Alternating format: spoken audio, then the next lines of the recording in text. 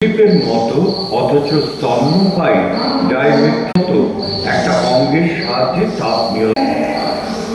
সাইনোডাকটাসের মতো প্রাণীরা যারা সরীসৃপের মতো স্তন্যপায়ী তৈরি হচ্ছে কার্বনিফেরাস যুগের গভীরে চাপা পড়ে গেছে।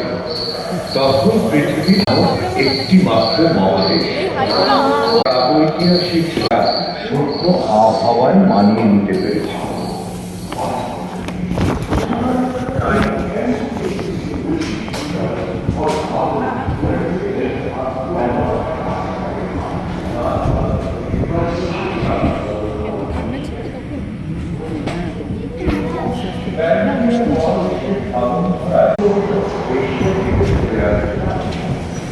মহাবিশ্ব বানাগুলি এই সঞ্চালনের ফলে শুরু হয় ব্যাংমান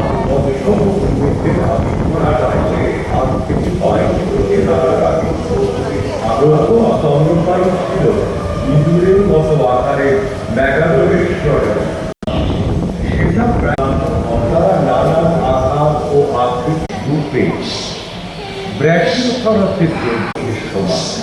আর ভেলোসিরাপ্টর, গ্যালিমায়ানাস ও ওভিরাপ্টরের মতো ছোট ছোট ডাইনোসররা অলিম্পিকে দৌড়বিদের মতো স্পিডে ছুটতে পারছে।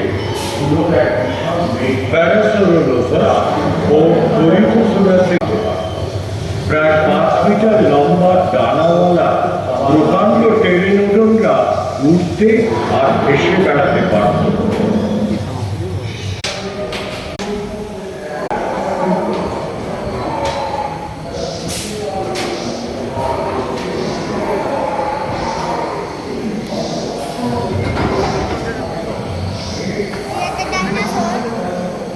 বিভিন্ন মহাদেশগুলিতে জীবজন্তুদের বিকাশ স্বতন্ত্রভাবে হতে থাকে।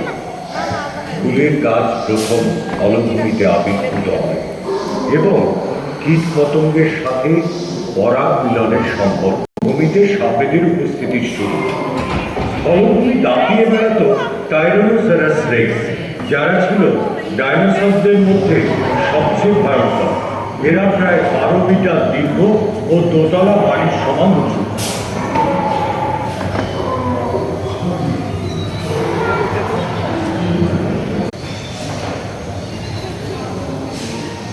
এদের আক্রমণ থেকে বাঁচার জন্য তৃণভোজী সমস্ত ডাইনোসররাই বিলুপ্ত হয়ে যায়। কিন্তু কেন? একটি মতে এক